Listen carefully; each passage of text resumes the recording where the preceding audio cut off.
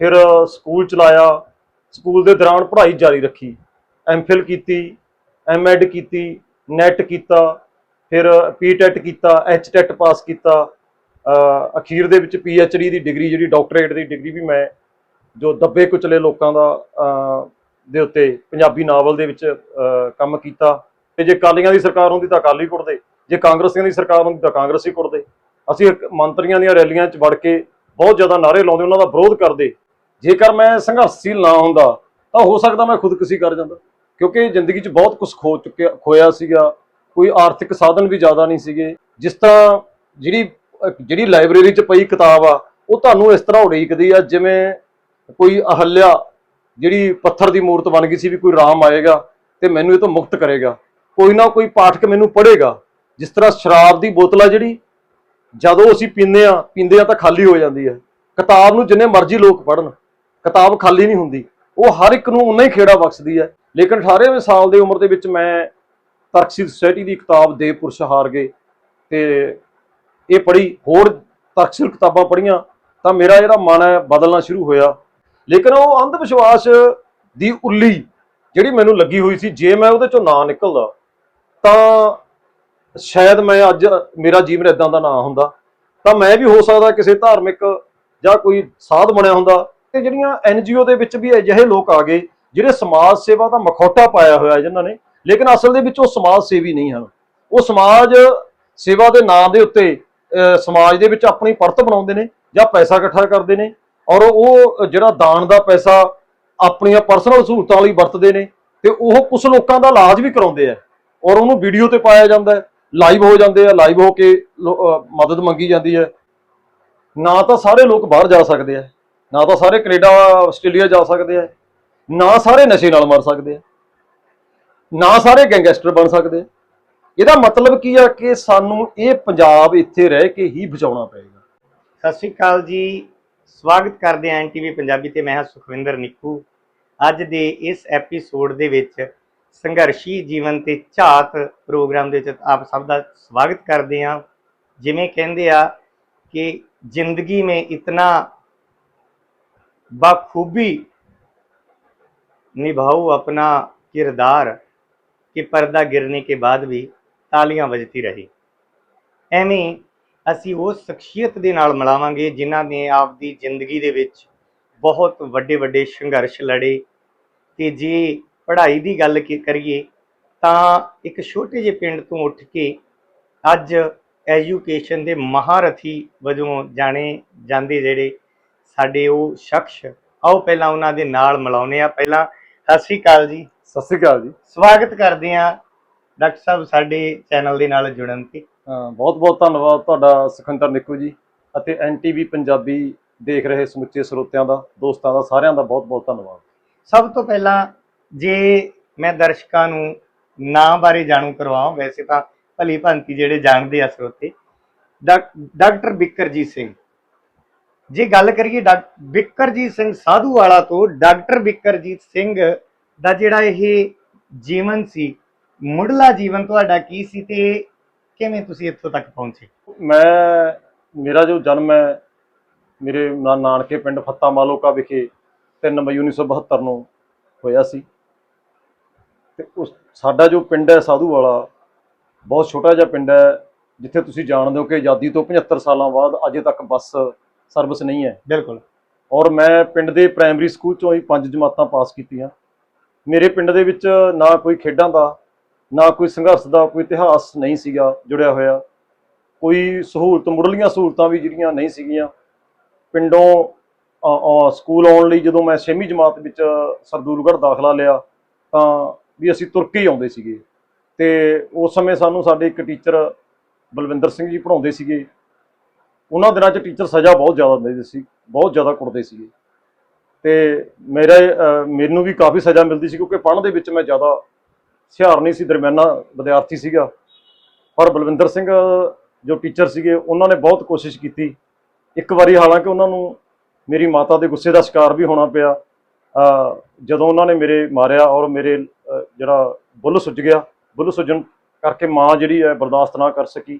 ਉਹਨੇ ਅਧਿਆਪਕ ਨੂੰ ਥੋੜ੍ਹਾ ਚੰਗਾ ਮੰਦਾ ਵੀ ਕਿਹਾ, ਲੇਕਿਨ ਮੈਂ ਸਮਝਦਾ ਵੀ ਉਸ ਅਧਿਆਪਕ ਨੇ ਜੋ ਸਾਡਾ ਬੇਸ ਬਣਾਇਆ, ਜੋ ਸਾਡੀ ਨਿਉਂ ਧਰੀ, ਉਹ ਕਦੇ ਭੁੱਲੀ ਨਹੀਂ ਜਾ ਸਕਦੀ। ਉਸ ਤੋਂ ਬਾਅਦ ਹਾਈ ਸਕੂਲ +2 ਤੱਕ ਸਰਕਾਰੀ ਸੀਨੀਅਰ ਸੈਕੰਡਰੀ ਸਰਦੂਲਗੜ੍ਹ ਵਿਖੇ ਮੈਂ ਆਪਣੀ ਪੜ੍ਹਾਈ ਪੂਰੀ ਕੀਤੀ। ਅਸੀਂ ਪਿੰਡੋਂ ਤੁਰ ਕੇ ਆਉਂਦੇ ਹੁੰਦੇ ਸੀਗੇ। ਮੇਰੇ ਨਾਲ ਦੇ ਬਹੁਤੇ ਸਾਥੀ ਤਾਂ 10ਵੀਂ ਤੱਕ ਹੀ, ਕੁਛ 8ਵੀਂ 'ਚ ਚਲੇ ਗਏ। ਤੇ BA ਦੇ ਵਿੱਚ ਮੈਂ ਮੇਰੇ ਪਿੰਡੋਂ ਭਿੱਖੀ ਕਾਲਜ ਦੇ ਵਿੱਚ ਜਾਣ ਵਾਲਾ ਇਕੱਲਾ ਹੀ ਵਿਦਿਆਰਥੀ ਸੀਗਾ। ਉਹਨਾਂ ਦਿਨਾਂ ਦੇ ਵਿੱਚ ਹੋਰ ਕੋਈ ਵਿਦਿਆਰਥੀ ਇੱਥੋਂ ਮਾਨਸਾ ਔਰ ਸਰਸਾ ਪੜ੍ਹਨ ਜਾਣਾ ਪੈਂਦਾ ਸੀ।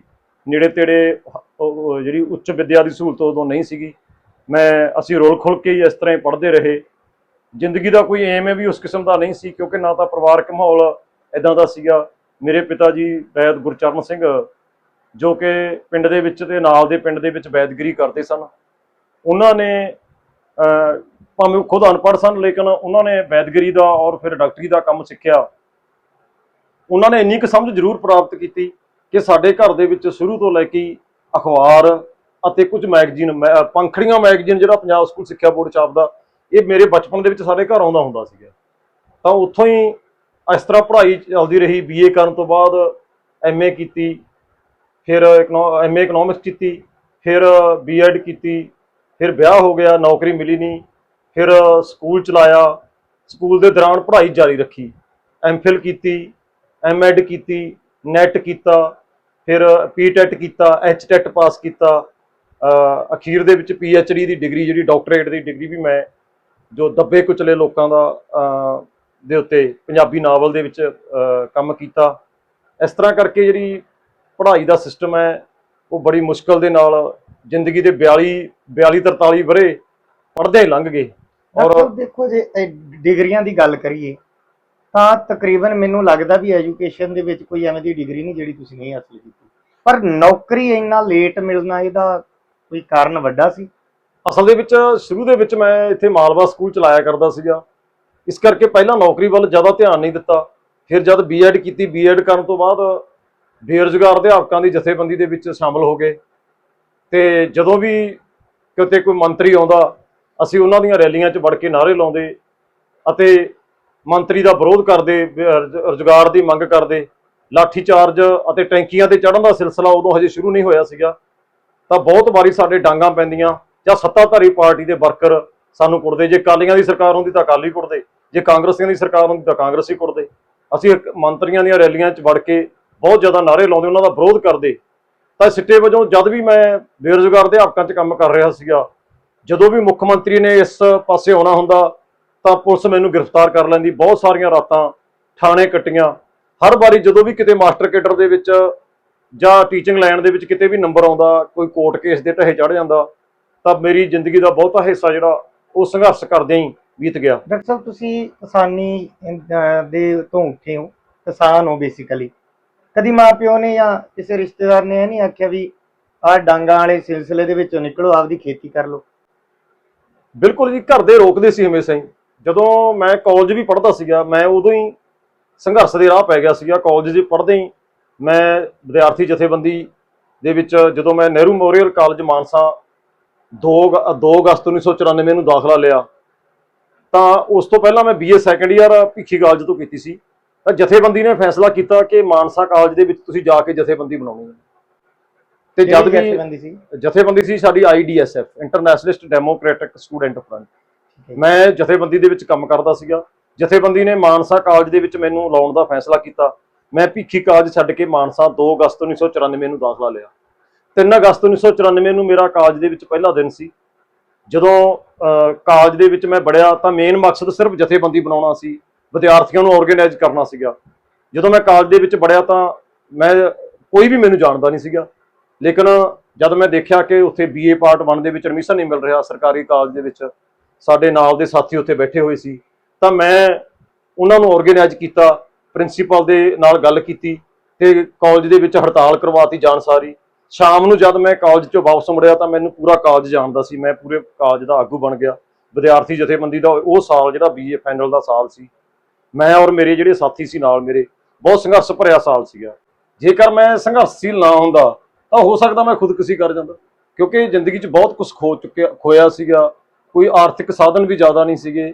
ਤੇ ਨੌਕਰੀ ਬਾਰੇ ਵੀ ਜਦੋਂ ਤੁਸੀਂ ਪੁੱਛਿਆ, ਨੌਕਰੀ ਬਾਰੇ ਜਦੋਂ ਮੈਨੂੰ 42ਵੇਂ ਸਾਲ ਦੇ ਵਿੱਚ ਨਾਲ ਦੀ ਸਟੇਟ ਆਪਣੇ ਗਵਾਂਢੀ ਸੂਬੇ ਹਰਿਆਣਾ ਦੇ ਵਿੱਚ ਅੰਬਾਲਾ ਜ਼ਿਲ੍ਹੇ ਦੇ ਇੱਕ ਅਤੀ ਪਛੜੇ ਹੋਏ ਪਿੰਡ ਦੇ ਵਿੱਚ ਨੌਕਰੀ ਮਿਲੀ ਜਾ ਕੇ।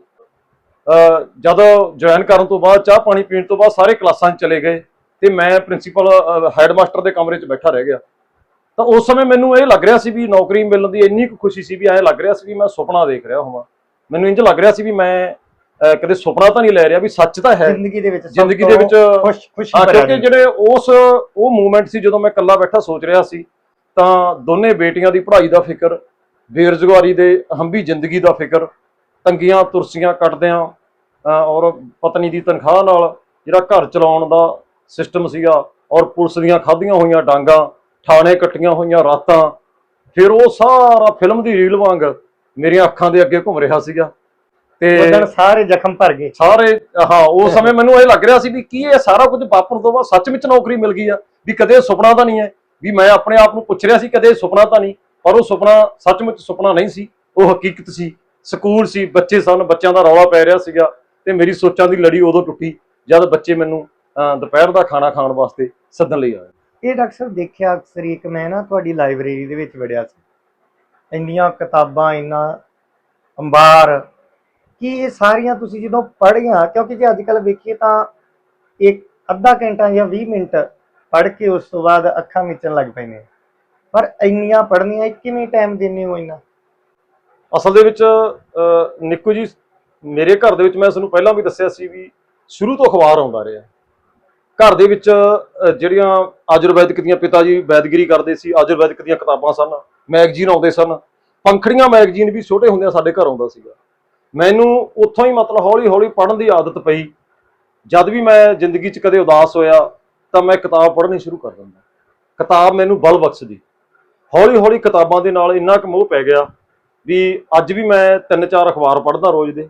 ਸਾਰੇ ਅਖਬਾਰ ਕਰੰਟ ਅਫੇਅਰਸ ਦੇ ਉੱਤੇ ਮਤਲਬ ਇੰਨੀ ਜ਼ਿਆਦਾ ਇੰਟਰਸਟ ਰੱਖਦਾ, ਦਿਲਚਸਪੀ ਰੱਖਦਾ।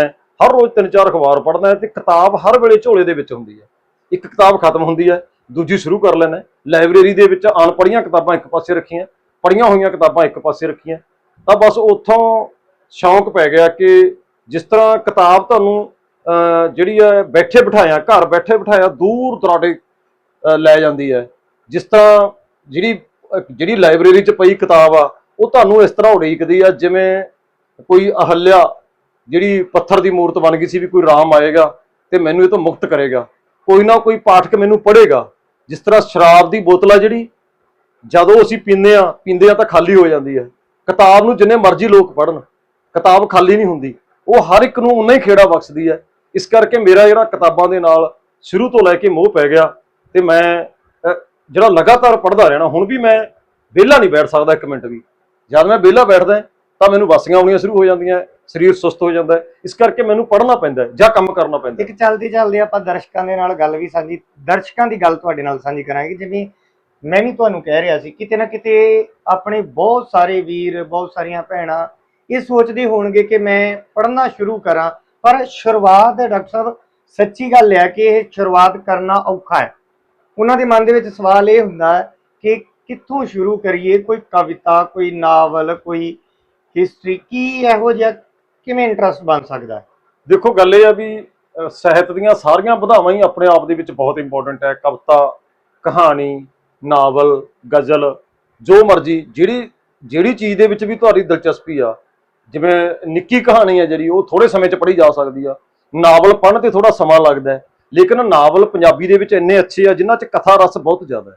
ਜੇਕਰ ਤੁਸੀਂ ਚਾਹੋ ਤਾਂ ਕਿਸੇ ਨਾਵਲ ਤੋਂ ਸ਼ੁਰੂਆਤ ਕਰ ਸਕਦੇ ਹੋ, ਪਰ ਜਿਉਂ-ਜਿਉਂ ਤੁਸੀਂ ਪੜ੍ਹਨ ਦੀ ਕੋਸ਼ਿਸ਼ ਕਰਦੇ ਜਾਓਗੇ ਤਿਉਂ-ਤਿਉਂ ਜਿਹੜੀ ਤੁਹਾਡੀ ਦਿਲਚਸਪੀ ਆ ਉਹ ਕਿਤਾਬਾਂ ਦੇ ਵਿੱਚ ਬਣਦੀ ਰਹੂਗੀ। ਮੈਂ ਜਦ +1 ਦੇ ਵਿੱਚ ਪੜ੍ਹਦਾ ਸੀਗਾ ਤਾਂ ਮੈਂ ਉਸ ਸਮੇਂ ਲਿਖਣਾ ਵੀ ਸ਼ੁਰੂ ਕੀਤਾ ਥੋੜਾ। ਮੈਂ ਕਦੇ ਕੋਈ ਗਜ਼ਲ ਲਿਖ ਲੈਂਦਾ, ਕੋਈ ਕਵਿਤਾ ਲਿਖ ਲੈਂਦਾ। ਤਾਂ ਸਾਡੇ ਸਰ ਸੀਗੇ ਲਾਲ ਸਿੰਘ, ਜੋ ਸਾਨੂੰ ਪੰਜਾਬੀ ਪੜ੍ਹਾਉਂਦੇ ਸੀ, ਉਹ ਸ਼ਨੀਵਾਰ ਨੂੰ ਸਾਡਾ ਇੱਕ ਪੀਰੀਅਡ ਸਪੈਸ਼ਲ ਇਸੇ ਕੰਮ ਲਈ ਲਾਉਂਦੇ ਸੀਗੇ ਕਿ ਉਹ ਕੋਈ ਨਾ ਕੋਈ ਬੱਚਾ ਕੁਝ ਨਾ ਕੁਝ ਸੁਣਾਉਂਦਾ ਸੀਗਾ। ਤਾਂ ਸਾਡੇ ਵਿੱਚ ਦੌੜ ਹੁੰਦੀ ਸੀ। ਮੇਰਾ ਇੱਕ ਦੋਸਤ ਗਾਇਕ ਸੀ, ਉਹ ਬਾਅਦ 'ਚ ਪੰਜਾਬੀ ਗਾਇਕ ਬਣਿਆ, ਅੱਜ ਕੱਲ੍ਹ ਕੈਨੇਡਾ 'ਚ। ਅਸੀਂ ਹਰ ਹਫ਼ਤੇ ਆਪਣਾ ਕੁਛ ਨਾ ਕੁਛ ਮੌਲਕ ਤਿਆਰ ਕਰਕੇ ਲਿਜਾਂਦੇ। ਉੱਥੋਂ ਸਾਨੂੰ ਲਿਖਣ ਦੀ ਆਦਤ ਪਈ, ਫਿਰ ਪੜ੍ਹਨ ਦੀ ਆਦਤ ਪਈ। ਜੇ ਤੁਸੀਂ ਲਿਖਣਾ ਤਾਂ ਪਹਿਲਾਂ ਪੜ੍ਹਨਾ ਚਾਹੀਦਾ। ਪੜ੍ਹਨ ਵਾਸਤੇ ਤੁਹਾਡੇ ਕੋਲੇ ਕੋਈ ਟਾਈਮ ਦੀ ਸੀਮਾ ਨਹੀਂ ਹੁੰਦੀ। ਕੋਈ ਜਦ ਵੀ ਤੁਸੀਂ ਵਿਹਲੇ ਹੁੰਦੇ ਹੋ, ਮੈਂ ਹੁਣ ਵੀ ਹਰ ਰੋਜ਼ 2 ਤੋਂ 3 ਘੰਟੇ ਡੇਲੀ ਪੜ੍ਹਦਾ। ਸਕੂਲ ਦੇ ਵਿੱਚ ਵਿਹਲਾ ਪੀਰੀਅਡ ਮਿਲਦਾ, ਜਦ ਵੀ ਮਿਲਦਾ। ਘਰ ਵੀ ਜਾਂ ਰਾਤ ਨੂੰ ਪੈਣ ਵੇਲੇ ਵੀ ਤੁਸੀਂ ਪੜ੍ਹ ਕੇ ਪਾਓ, ਮੋਬਾਈਲ ਤੋਂ ਦੂਰੀ ਬਣਾ ਕੇ ਰੱਖੋ, ਤਾਂ ਜਿਹੜਾ ਹੈਗਾ ਤੁਹਾਡੀ ਪੜ੍ਹਨ ਦੀ ਆਦਤ ਹੈ ਜਿਹੜੀ ਹੌਲੀ ਹੌਲੀ ਪੂਰੀ ਤਰ੍ਹਾਂ ਪੱਕ ਜਾਂਦੀ। ਡਾਕਟਰ ਸਾਹਿਬ ਤੁਸੀਂ ਆਰਟੀਕਲ ਵੀ ਲਿਖੇ, ਜਿਵੇਂ ਹੁਣ ਤੁਸੀਂ ਦੱਸਿਆ ਗਜ਼ਲਾਂ ਵੀ ਲਿਖੀਆਂ, ਕਦੀ ਇਹ ਵੀ ਮੌਕਾ ਮਿਲਿਆ ਜ਼ਿੰਦਗੀ ਦੇ ਵਿੱਚ ਕੋਈ ਕਿਤਾਬ ਲਿਖਣੀ ਸ਼ੁਰੂ ਕੀਤੀ ਹੋਵੇ? ਮੈਂ ਇੱਕ ਵਾਰੀ ਜਿਹੜੀ ਜਦੋਂ ਅਕੈਡਮਿਕ ਲੋੜ ਵਾਸਤੇ ਮਾਨਸਾ ਪੰਜਾਬੀ ਨਾਵਲ ਵਿੱਚ ਮਾਨਸਾ ਜ਼ਿਲ੍ਹੇ ਦਾ ਭੂਗੋਲਿਕ ਅੰਸ਼ ਇੱਕ ਕਿਤਾਬ ਦਾ ਖਰੜਾ ਮੇਰੇ ਕੋਲ ਤਿਆਰ ਪਿਆ।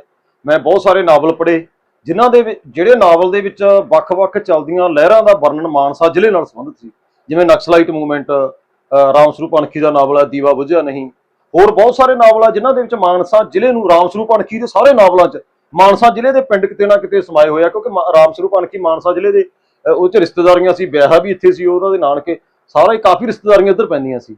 ਇਸ ਕਰਕੇ ਮਾਨਸਾ ਜ਼ਿਲ੍ਹੇ ਦੇ ਪਿੰਡ ਜਿਹੜੇ ਨਾਵਲ ਦੇ ਵਿੱਚ ਉਹਨਾਂ ਦੇ ਨਾਵਲਾਂ ਦੇ ਵਿੱਚ ਵੱਖ-ਵੱਖ ਥਾਵਾਂ ਤੇ ਪੇਸ਼ ਹੋਏ, ਮੈਂ ਉਹਦੇ ਤੇ ਕੰਮ ਕੀਤਾ। ਇਹ ਤੋਂ ਬਿਨਾਂ ਮੈਂ ਵੱਖ-ਵੱਖ ਸਮੇਂ ਤੇ ਅਖਬਾਰਾਂ ਦੇ ਵਿੱਚ ਕੁਝ ਆਰਟੀਕਲ ਲਿਖੇ। ਪਰ ਜਿਹੜਾ ਤੁਸੀਂ ਸਵਾਲ ਕੀਤਾ ਵੀ ਲਿਖਣ ਦੀ ਮੇਰੇ ਮਨ ਦੇ ਵਿੱਚ ਇੱਕ ਤਾਂਘ ਹੈ ਕਿ ਮੈਂ ਇੱਕ ਨਾਵਲ ਲਿਖਣਾ ਚਾਹੁੰਦਾ। ਉਹ ਨਾਵਲ ਦੇ ਵਿੱਚ ਮੇਰੀ ਜ਼ਿੰਦਗੀ ਦੇ ਬਹੁਤ ਸਾਰੇ ਜਿਹੜੇ ਪੱਖ ਨੇਗੇ, ਜਿਹਦੇ ਵਿੱਚ ਸਮਾਜ ਦੇ ਕੋਝੇ ਪੱਖ ਵੀ, ਸਮਾਜ ਦੇ ਵਿੱਚ ਵਾਪਰ ਰਹੇ ਜਿਹੜੇ ਚੰਗੇ ਵਰਤਾਰੇ ਵੀ, ਔਰ ਪਿੰਡ ਦੇ ਮਜ਼ਦੂਰ ਦੀ ਜ਼ਿੰਦਗੀ, ਕਿਵੇਂ ਆਮ ਲੋਕ, ਸਾਡੀਆਂ ਬੇਟੀਆਂ, ਸਾਡੀਆਂ ਧੀਆਂ ਭੈਣਾਂ, ਭਰੂਣ ਹੱਤਿਆ, ਨਸ਼ੇ, ਪ੍ਰਵਾਸ, ਇਹ ਸਾਰੀਆਂ ਸਮੱਸਿਆਵਾਂ ਦੇ ਉੱਤੇ ਮੈਂ ਪੰਜਾਬ ਦੀ ਇੱਕ ਤਸਵੀਰ ਪੇਸ਼ ਕਰਨ ਦੀ ਇੱਛਾ ਰੱਖਦਾ ਕਿ ਮੈਂ ਆਉਣ ਵਾਲੇ ਦਿਨਾਂ ਦੇ ਵਿੱਚ ਨਾਵਲ ਲਿਖਾਂ। ਹਾਲਾਂਕਿ ਸਮੇਂ ਦੀਆਂ ਸਮੱਸਿਆਵਾਂ ਕਰਕੇ ਮੇਰੇ ਕੋਲੇ ਲਿਖਣ ਦੀ ਜਿਹੜੀ ਸਮਾਂ ਉਹਨਾਂ ਨਹੀਂ ਬਚਦਾ, ਲੇਕਿਨ ਮੈਂ ਸੋਚ ਰਿਹਾ ਕਿ ਅਗਲੇ ਸਾਲਾਂ 'ਚ ਮੈਂ ਇੱਕ ਵਧੀਆ ਨਾਵਲ ਪੰਜਾਬੀ ਦੇ ਵਿੱਚ ਲਿਖਾਂ, ਜਿਹਦੇ ਵਿੱਚ ਬਹੁਤ ਸਾਰੇ ਜਿਹੜੇ ਸਮੇਂ ਨੂੰ, ਪੰਜਾਬ ਦੇ ਵਿੱਚ ਆਏ ਜਿਹੜੀਆਂ ਲਹਿਰਾਂ ਨੂੰ, ਉਹਨਾਂ ਨੂੰ ਉਹਦੇ ਵਿੱਚ ਕਵਰ ਕਰ ਸਕਾਂ।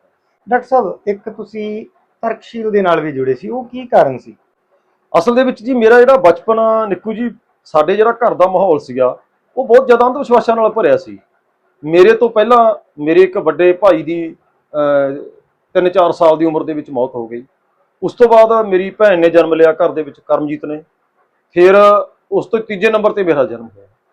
ਤਾਂ ਮਾਤਾ ਜੀ ਨੂੰ ਜਦੋਂ ਵੀ ਮਤਲਬ ਇੰਨੇ ਸਮੇਂ ਬਾਅਦ ਬੇਟਾ ਹੋਇਆ, ਘਰ ਦੇ ਵਿੱਚ ਪੁੱਤਰ ਹੋਇਆ, ਬਹੁਤ ਖੁਸ਼ੀਆਂ ਮਨਾਈਆਂ ਗਈਆਂ। ਮਾਤਾ ਜੀ ਦੇ ਮਨ ਦੇ ਵਿੱਚ ਇੱਕ ਡਰ ਬੈਠ ਗਿਆ ਸੀਗਾ, ਕਿਉਂਕਿ ਪਹਿਲਾ ਬੱਚਾ ਉਹਨਾਂ ਦਾ ਬਿਨਾਂ ਕਿਸੇ ਕਾਰਨ ਤੋਂ ਹੀ ਖੇਡਦਾ ਖੇਡਦਾ ਹੀ ਇਸ ਦੁਨੀਆ ਤੋਂ ਚਲਾ ਗਿਆ। ਉਹਨਾਂ ਦੇ ਮਨ ਦੇ ਵਿੱਚ ਇਹ ਬਣਿਆ ਹੋਇਆ ਸੀ ਕਦੇ ਮੇਰੇ ਬੱਚਿਆਂ ਤੇ ਕੋਈ ਦਿੱਕਤ ਨਾ ਆਵੇ।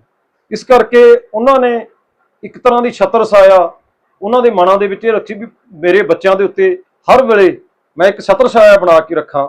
ਇਸ ਕਰਕੇ ਉਹ ਤਵੀਤਾਂ, ਤਾਗਿਆਂ ਤੇ ਇਲਾਜ ਕਰਾਉਣ ਦੇ ਚੱਕਰਾਂ ਦੇ ਵਿੱਚ ਪਏ। ਤੁਹਾਡੇ ਗਲ ਦੇ ਵਿੱਚ ਵੀ? ਹਾਂ, ਮੇਰੇ ਗਲ ਦੇ ਵਿੱਚ 4-4 ਤਵੀਤ ਪਾਏ ਹੁੰਦੇ ਸੀ ਜੀ।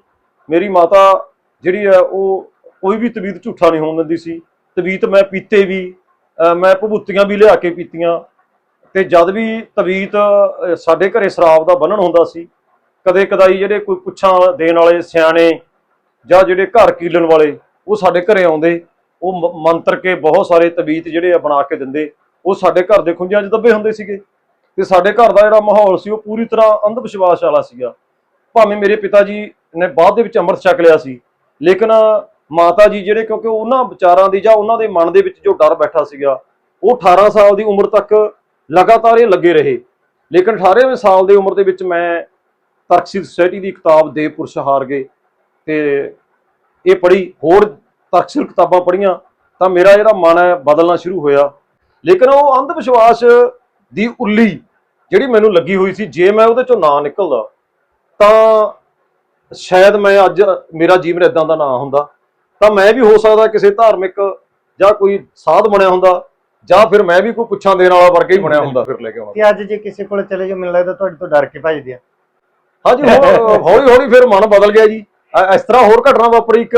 ਇੱਕ ਵਾਰੀ ਇੱਕ ਪੰਡਤ ਜਿਹੜਾ ਸੀਗਾ ਉਹ ਮੇਰੀ ਮਾਤਾ ਨੂੰ ਆ ਕੇ ਕਹਿੰਦਾ, ਮੈਂ ਘਰ ਨਹੀਂ ਸੀਗਾ, ਕਹਿੰਦਾ ਵੀ ਤੁਹਾਡਾ ਜਿਹੜਾ ਬੱਚਾ ਹੈ, ਬੇਟਾ, ਇਹ ਗੰਡ ਮੂਲਾਂ 'ਚ ਜੰਮਿਆ। ਉਹ ਮਾਤਾ ਵਿਚਾਰੇ, ਕਿਉਂਕਿ ਉਹ ਬਹੁਤ ਜ਼ਿਆਦਾ ਫਸੇ ਹੋਏ ਸੀਗੇ, ਉਹਨਾਂ ਨੇ ਕਿਹਾ ਵੀ ਬਾਬਾ ਜੀ ਕੋਈ ਇਹਦਾ ਇਲਾਜ ਕਰੋ। ਉਹ ਕਹਿੰਦਾ ਜੀ ਮਾਤਾ ਜੀ ਕੁਝ ਪੈਸੇ ਲੱਗਣਗੇ, ਆਪਾਂ ਹਵਨ ਕਰ ਦਿੰਦੇ ਆ। ਤੇ ਹਜੇ ਉਹ ਹਵਨ ਕਰ ਹੀ ਰਿਹਾ ਸੀਗਾ, ਇੰਨੇ ਮੈਂ ਘਰ ਪਹੁੰਚ ਗਿਆ। ਇਹ ਕਦੋਂ ਦੀ ਗੱਲ ਹੈ? ਜਦੋਂ ਇਹ ਮੈਂ ਲਗਭਗ 18 ਸਾਲ ਤੋਂ ਬਾਅਦ ਦੀ ਗੱਲ ਆ, ਜਦੋਂ ਮੇਰੀ ਸੋਚ ਬਦਲ ਚੁੱਕੀ ਸੀ, ਮੈਂ ਇਹਦੇ ਚੋਂ ਨਿਕਲ ਚੁੱਕਿਆ ਸੀਗਾ। ਤੇ ਜਦੋਂ ਮੈਂ ਉਹ ਪੰਡਤ ਨੂੰ ਦੇਖਿਆ, ਮੈਨੂੰ ਇੱਕਦਮ ਗੁੱਸਾ ਆ ਗਿਆ ਤੇ ਪੰਡਤ ਨੇ ਮੈਨੂੰ ਪਹਿਚਾਣ ਲਿਆ ਤੇ ਅਸੀਂ ਇੱਕ ਦੂਜੇ ਨੂੰ ਜਾਣਦੇ ਸੀਗੇ। ਉਹ ਸਭ ਮੈਥੋਂ ਅੱਗੇ ਪੜ੍ਹਦੇ ਰਹੇ ਸੀ, ਇਸ ਕਰਕੇ ਉਹ ਮੈਨੂੰ ਉਠਾ ਕੇ ਬਾਹਰਲੇ ਪਾਸੇ ਲੈ ਗਏ। ਉਹਨਾਂ ਨੇ ਮੈਨੂੰ ਕਿਹਾ ਕਿ ਯਾਰ ਅੱਜ ਦੀ ਮੇਰੀ ਦਿਹਾੜੀ ਮਰ ਜਾਏਗੀ, ਇਸ ਕਰਕੇ ਬੋਲੀ ਨਾ। ਬਿਲਕੁਲ। ਆਪਾਂ ਪਹਿਲਾਂ ਗੱਲ ਇਹ ਕਰਾਂਗੇ ਅੱਜ ਦੇ ਜਿਹੜੇ ਅਖੌਤੀ ਜਿਹੜੇ ਸਮਾਜ ਸੇਵੀ ਆ ਇਹਨਾਂ ਬਾਰੇ ਵੀ ਕੁਝ ਕਹੋਗੇ? ਦੇਖੋ ਨਿੱਕੂ ਜੀ, ਜਿਹੜਾ ਸਮਾਜ ਸੇਵਾ ਦਾ ਖੇਤਰ ਹੈ ਇਹ ਬਹੁਤ ਵਿਸ਼ਾਲ ਹੈ, ਔਰ ਅੱਜ ਤੱਕ ਜੋ ਕੁਝ ਵੀ ਇਸ ਸਮਾਜ ਦੇ ਵਿੱਚ ਵਾਪਰਿਆ ਹੈ ਉਹ ਬੰਦੇ ਦੀ ਸਮਾਜ ਸੇਵਾ ਦੀ ਭਾਵਨਾ ਨਾਲ ਹੀ ਵਾਪਰਿਆ ਹੈ। ਚਾਹੇ ਕਿਸੇ ਨੇ ਉਹ ਖੋਜ ਕੀਤੀ ਹੋਵੇ, ਚਾਹੇ ਉਹਨੂੰ ਕਿਤੋਂ ਨਾ ਕਿਤੋਂ ਮੋਟੀਵੇਸ਼ਨ ਉੱਥੋਂ ਹੀ ਮਿਲੀ ਹੈ। ਜਿਵੇਂ ਕਿ ਮਲੇਰੀਏ ਦੀ ਖੋਜ ਕਰਨ ਵਾਲਾ ਬੰਦਾ ਵੀ ਇੱਕ ਕੈਦੀ ਸੀਗਾ, ਉਹਨੇ ਇੱਕ ਜਿਹੜਾ ਤਾਪ ਚੜ੍ਹਨ ਤੇ ਇੱਕ ਦਰਖਤ ਦੇ ਉੱਤੋਂ ਇੱਕ ਫਲ ਤੋੜ ਕੇ ਖਾ ਲਿਆ, ਤੇ ਉਹਨੂੰ ਪਤਾ ਲੱਗਿਆ ਕਿ ਇਹਦਾ ਮਤਲਬ ਇਸ ਫਲ 'ਚ ਕੋਈ ਕਰਾਮਾਤ ਹੈ। ਇਹਦਾ ਮਤਲਬ ਕਿਸੇ ਨਾ ਕਿਸੇ ਘਟਨਾ 'ਚ ਖੋਜ ਹੋਈ ਜਿਹੜੀ ਸਮਾਜ ਦੇ ਭਲੇ ਲਈ ਵਰਤੀ ਗਈ। ਅਲਫਰੈਡ ਨੋਬਲ ਜਿਨ੍ਹਾਂ ਨੇ ਪਰਮਾਣੂ ਬੰਬ ਦੀ ਖੋਜ ਕੀਤੀ, ਉਹਨਾਂ ਨੇ ਵੀ ਮਨੁੱਖ ਦੇ ਭਲੇ ਲਈ ਕੀਤੀ ਸੀ, ਲੇਕਿਨ ਉਹਨੂੰ ਵਰਤ ਮਨੁੱਖ ਦੇ ਨੁਕਸਾਨ ਲਈ ਗਿਆ। ਤਾਂ ਸਮਾਜ ਸੇਵਾ ਕਰਕੇ ਅੱਜ ਤੱਕ ਸਮਾਜ ਇੱਥੋਂ ਤੱਕ ਪਹੁੰਚਿਆ ਤਾਂ ਉਹ ਸਮਾਜ ਸੇਵਾ ਕਰਕੇ ਹੀ ਹੈ। ਲੇਕਿਨ ਇਹਦੇ ਵਿੱਚ ਬਹੁਤ ਸਾਰੀਆਂ ਉਨਤਾਈਆਂ ਆ ਗਈਆਂ। ਅੱਜ ਬਹੁਤ ਸਾਰੀਆਂ ਜਿਹੜੀਆਂ ਜਦੋਂ ਦਾ ਕਾਰਪੋਰੇਟ ਕਲਚਰ ਸਾਡੇ ਤੇ ਭਾਰੂ ਹੋਇਆ, ਕਾਰਪੋਰੇਟ ਕੋਲੇ ਪੈਸਾ ਜਾਣਾ ਸ਼ੁਰੂ ਹੋ ਗਿਆ, ਸਮਾਜ ਦਾ ਜਿਹੜਾ ਦੂਸਰਾ ਵਰਗ ਵੰਚਿਤ ਹੋ ਗਿਆ ਸਹੂਲਤਾਂ ਤੋਂ। ਬਹੁਤ ਸਾਰੇ ਗਰੀਬ ਲੋਕ ਆਪਣੀਆਂ ਬਿਮਾਰੀਆਂ ਦਾ ਇਲਾਜ ਨਹੀਂ ਕਰਾ ਸਕਦੇ, ਬਹੁਤ ਸਾਰੇ ਲੋਕ ਜਿਹੜੇ ਆਪਣੀਆਂ ਲੋੜਾਂ ਪੂਰੀਆਂ ਨਹੀਂ ਕਰ ਸਕਦੇ, ਔਰ ਕਿਉਂਕਿ ਸਾਰਿਆਂ ਲਈ ਰੁਜ਼ਗਾਰ ਨਹੀਂ ਹੈ, ਪੈਸਾ ਕੁਝ ਲੋਕਾਂ ਦੇ ਹੱਥਾਂ 'ਚ ਚਲਾ ਗਿਆ। ਤਾਂ ਬਹੁਤ ਸਾਰੀਆਂ NGO ਪੈਦਾ ਹੋ ਗਈਆਂ ਜਿਨ੍ਹਾਂ ਨੇ ਬੜਾ ਕੰਮ ਵੀ ਕੀਤਾ ਹੈ, ਲੇਕਿਨ ਉਹ ਕਿਤੇ ਨਾ ਕਿਤੇ ਜਿਹੜੀਆਂ NGO ਦੇ ਵਿੱਚ ਵੀ ਅਜਿਹੇ ਲੋਕ ਆ ਗਏ ਜਿਹੜੇ ਸਮਾਜ ਸੇਵਾ ਦਾ ਮਖੌਟਾ ਪਾਇਆ ਹੋਇਆ ਜਿਨ੍ਹਾਂ ਨੇ, ਲੇਕਿਨ ਅਸਲ ਦੇ ਵਿੱਚ ਉਹ ਸਮਾਜ ਸੇਵੀ ਨਹੀਂ ਹਨ। ਉਹ ਸਮਾਜ ਸੇਵਾ ਦੇ ਨਾਂ ਦੇ ਉੱਤੇ ਸਮਾਜ ਦੇ ਵਿੱਚ ਆਪਣੀ ਪਰਤ ਬਣਾਉਂਦੇ ਨੇ ਜਾਂ ਪੈਸਾ ਇਕੱਠਾ ਕਰਦੇ ਨੇ, ਔਰ ਉਹ ਜਿਹੜਾ ਦਾਨ ਦਾ ਪੈਸਾ ਆਪਣੀਆਂ ਪਰਸਨਲ ਸਹੂਲਤਾਂ ਲਈ ਵਰਤਦੇ ਨੇ, ਤੇ ਉਹ ਕੁਝ ਲੋਕਾਂ ਦਾ ਇਲਾਜ ਵੀ ਕਰਾਉਂਦੇ ਆ, ਔਰ ਉਹਨੂੰ ਵੀਡੀਓ ਤੇ ਪਾਇਆ ਜਾਂਦਾ ਹੈ, ਲਾਈਵ ਹੋ ਜਾਂਦੇ ਆ, ਲਾਈਵ ਹੋ ਕੇ ਮਦਦ ਮੰਗੀ ਜਾਂਦੀ ਹੈ। ਜੇ ਰਸਤੇ ਦੇ ਵਿੱਚ ਐਕਸੀਡੈਂਟ ਹੋ ਕੇ ਬੰਦਾ ਮਰਿਆ ਪਿਆ, ਜੇ ਤੁਸੀਂ ਉਹਦੇ ਕੋਲੋਂ ਲੰਘ ਜਾਂਦੇ ਹੋ ਤਾਂ ਇਹਦਾ ਮਤਲਬ ਤੁਹਾਨੂੰ ਸੋਚਣਾ ਚਾਹੀਦਾ ਤੁਸੀਂ ਬੰਦੇ ਨਹੀਂ ਰਹੇ, ਤੁਸੀਂ ਬੰਦੇ ਦੀ ਮਦਦ ਨਹੀਂ ਕਰਦੇ, ਜਾਂ ਉੱਥੋਂ ਦੀ ਲੰਘ ਜਾਂਦੇ ਹੋ ਆਪਣੇ ਆਪ ਨੂੰ ਬਚਾ ਕੇ, ਜਾਂ ਤੁਸੀਂ ਇਹ ਇੱਕ ਚੁੱਪ 100 ਸੁੱਖ ਦਾ ਤਵੀਤ ਗੱਲ 'ਚ ਪਾ ਲਿਆ ਕਿ ਮੈਨੂੰ ਕੀ, ਜੋ ਹੁੰਦਾ ਹੋਈ ਜਾਵੇ, ਮੈਂ ਇਹ 'ਚ ਕੀ ਕਰ ਸਕਦਾ। ਤਾਂ ਇਹਦਾ ਮਤਲਬ ਵੀ ਇਹ ਲੋਕ ਤਬਦੀਲੀ ਉਹ ਲੋਕ ਕਰਦੇ ਆ ਜਿਨ੍ਹਾਂ ਦੇ ਕੰਡ ਲੜਦੀ ਆ ਉਹ। ਤਾਂ ਅਸੀਂ ਉਹਨਾਂ ਨੂੰ ਇਹ ਨਹੀਂ ਲੜਨਾ, ਉਹਨਾਂ ਨੂੰ ਸਿਰਫ ਦੇਣਾ ਨਹੀਂ ਕੁਝ, ਅਸੀਂ ਉਹਨਾਂ ਨੂੰ ਜਿਹੜਾ ਉਹਨਾਂ ਨੂੰ ਮਿਲੇ ਹੋਏ ਹੱਕ ਆ ਉਹ ਉਹਨਾਂ ਨੇ ਕਿਵੇਂ ਪ੍ਰਾਪਤ ਕਰਨੇ ਇਹ ਸਿਖਾਉਣਾ। ਬਿਲਕੁਲ। ਤਾਂ ਇਹ ਜਿਹੜੀ ਸਮਾਜ ਸੇਵਾ ਇਹੀ ਹੋ ਸਕਦੀ ਆ।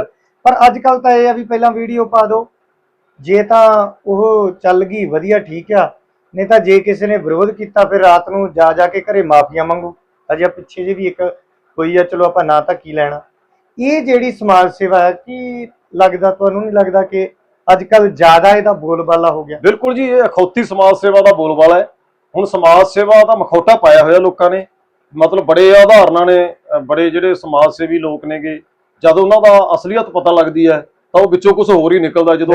ਜਿਉਂ ਜੋ ਖਿੱਦੋ ਉਧੜਦੀ ਆ ਉਹਦੇ ਵਿੱਚੋਂ ਲੀਰਾਂ ਨਿਕਲਣੀਆਂ ਸ਼ੁਰੂ ਹੁੰਦੀਆਂ, ਫਿਰ ਪਤਾ ਲੱਗਦਾ ਵੀ ਸਮਾਜ ਸੇਵਾ ਅਸਲ ਦੇ ਵਿੱਚ ਸਮਾਜ ਸੇਵਾ ਦਾ ਡਰਾਮਾ ਹੈ।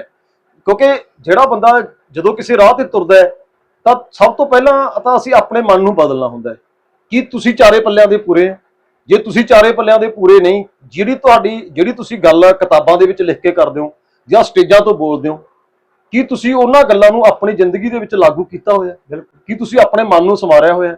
ਲੇਕਿਨ ਉਹਨਾਂ ਦੀ ਆਪ ਦੀ ਜ਼ਿੰਦਗੀ ਇਦਾਂ ਦੀ ਨਹੀਂ ਹੁੰਦੀ, ਲੇਕਿਨ ਉਹ ਜਿਹੜਾ ਵਿਖਾਵਾ ਜਿਹੜਾ ਉਹ ਹੋਰ ਤਰ੍ਹਾਂ ਦਾ ਕਰਦੇ ਆ। ਇਸ ਤਰ੍ਹਾਂ ਦੀ ਖੌਤੀ ਸਮਾਜ ਸੇਵਾ ਦਾ ਬੋਲਬਾਲਾ ਅੱਜ।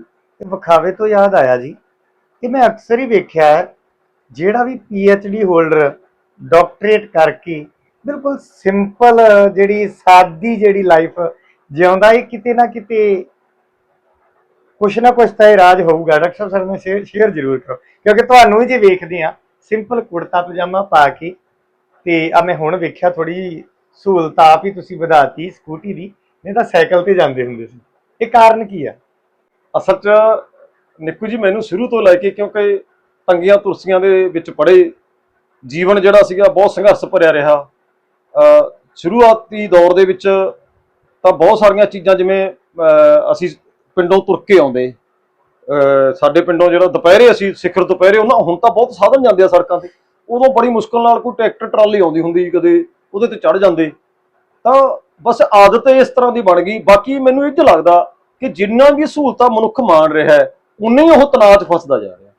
ਜਿੰਨੀਆਂ ਸਹੂਲਤਾਂ ਵੀ ਮਨੁੱਖ ਮਾਣ ਰਿਹਾ, ਸਾਡੇ ਕੋਲ ਕਿੰਨਾ ਕੁਝ ਆ ਗਿਆ, ਔਰ ਤੁਸੀਂ ਜਿੰਨੀਆਂ ਵੀ ਆਪਦੀਆਂ ਛਾਵਾਂ ਵਧਾਈ ਚਲੋਗੇ ਇਹ ਵਧੀ ਜਾਣਗੀਆਂ, ਤੁਸੀਂ ਪੂਰੀਆਂ ਵੀ ਕਰੀ ਜਾਓਗੇ ਤਾਂ ਹੋਰ ਪੈਦਾ ਹੋ ਜਾਣਗੀਆਂ। ਇਸ ਕਰਕੇ ਸ਼ੁਰੂ ਤੋਂ ਲੈ ਕੇ ਇੱਕ ਸਾਦੀ ਜ਼ਿੰਦਗੀ ਜਿਉਣ ਦੀ ਆਦਤ ਪੈ ਗਈ ਮੈਨੂੰ। ਜਦੋਂ ਕੁੜਤੇ ਪਜਾਮੇ 'ਚ ਪਾ ਕੇ, ਪਰਨਾ ਬੰਨ੍ਹ ਕੇ, ਜਾਂ ਮੈਂ ਸਾਈਕਲ ਤੇ ਜਦੋਂ ਜਾ ਰਿਹਾ ਹੁੰਦਾ, ਤਾਂ ਉਦੋਂ ਮੈਨੂੰ, ਜਦ ਮੈਂ ਤੁਰ ਕੇ ਜਾਂ ਸਾਈਕਲ ਤੇ ਜਾਂਦਾ ਤਾਂ ਮੈਨੂੰ ਸਮਾਜ ਦੇ ਵਿੱਚ ਵਾਪਰਦੇ ਜਿਹੜੀਆਂ ਘਟਨਾਵਾਂ ਨੇ ਉਹ ਨਜ਼ਰ ਆਉਂਦੀਆਂ ਨੇਗੀਆਂ।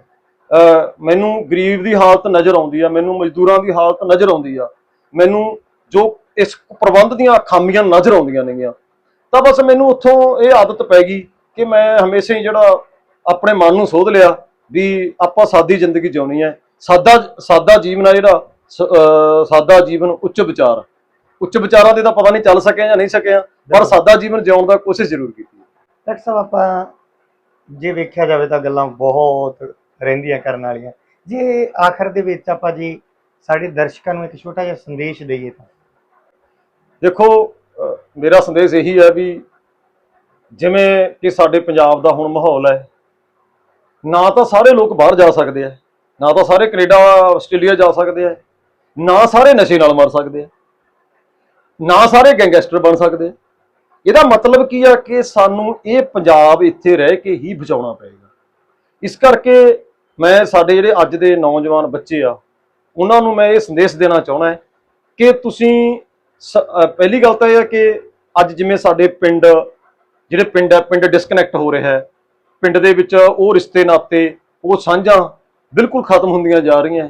ਸਾਨੂੰ ਪਿੰਡ ਦੇ ਵਿੱਚ ਉਹ ਸਾਂਝਾਂ ਦੁਬਾਰਾ ਲੋਕ ਆਪਸ ਦੇ ਵਿੱਚ ਜੁੜਨ ਇੱਕ ਦੂਜੇ ਦੇ ਨਾਲ, ਜਿਵੇਂ ਹੁਣ ਨਸ਼ਿਆਂ ਦੇ ਵਿਰੁੱਧ ਲੋਕ ਇਕੱਠੇ ਹੋਏ ਆ। ਸਾਡੀਆਂ ਜਿਹੜੀਆਂ ਇਹੀ ਮੁਸ਼ਕਲਾਂ ਨੇ, ਨਸ਼ਾ ਹੈ, ਪ੍ਰਵਾਸ ਹੈ, ਬੇਰੁਜ਼ਗਾਰੀ ਹੈ, ਇਹ ਸਾਡੀਆਂ ਮੁੱਖ ਸਮੱਸਿਆਵਾਂ ਨੇ। ਇਹਨਾਂ ਦੇ ਲੜਨ ਵਾਸਤੇ ਅੱਜ ਜਿਵੇਂ ਲੋਕ ਇਕੱਠੇ ਹੋ ਰਹੇ ਆ ਪਿੰਡਾਂ ਦੇ ਵਿੱਚ, ਸਾਨੂੰ ਉਸ ਭਾਈਚਾਰੇ ਦਾ ਹਿੱਸਾ ਬਣਨ ਦੀ ਲੋੜ ਹੈ। ਸਾਨੂੰ ਇਹ ਪੰਜਾਬ ਛੱਡ ਕੇ ਭੱਜਣ ਨਾਲ ਨਹੀਂ, ਇਹ ਤਾਂ ਅਸਕੇਪ ਰੂਟ ਆ, ਮਤਲਬ ਆਪਣੇ ਆਪ ਨੂੰ ਬਚਾਉਣ ਦਾ ਰੂਟ ਹੈ। ਆਪਣੇ ਆਪ ਨੂੰ ਬਚਾਉਣ ਦੇ ਰਾਹ ਤੇ ਨਹੀਂ ਪੈਣਾ ਚਾਹੀਦਾ, ਆਪਣੇ ਪੰਜਾਬ ਨੂੰ ਬਚਾਉਣ ਦੇ ਰਾਹ ਪੈਣਾ ਚਾਹੀਦਾ। ਕਿਉਂਕਿ ਜੇ ਪਿੰਡ ਬਚ ਗਿਆ, ਜੇ ਅਸੀਂ ਆਪਣਾ ਪਿੰਡ ਬਚਾ ਲਿਆ ਤਾਂ ਪੰਜਾਬ ਬਚੂਗਾ, ਕਿਉਂਕਿ ਪੰਜਾਬ ਜਿਹੜਾ ਹੈਗਾ ਪਿੰਡਾਂ ਦੇ ਵਿੱਚ ਵਸਦਾ ਹੈ।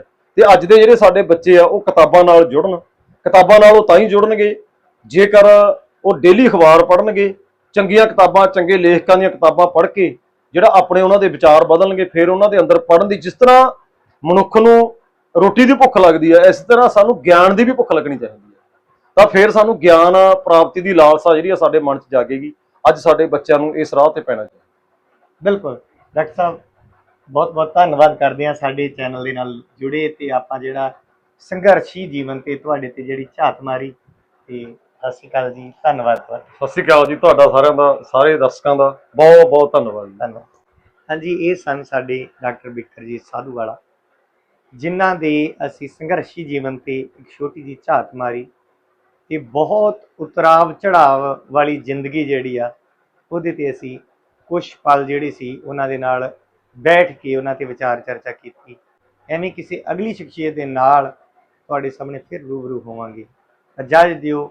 NTV ਵੇਖ ਰਹੇ ਸਾਰੇ ਦਰਸ਼ਕਾਂ ਨੂੰ ਮੇਰੇ ਵੱਲੋਂ ਦੁਬਾਰਾ ਫੇਰ ਪਿਆਰ ਭਰੀ ਸਤਿ ਸ਼੍ਰੀ ਅਕਾਲ। ਧੰਨਵਾਦ ਜੀ।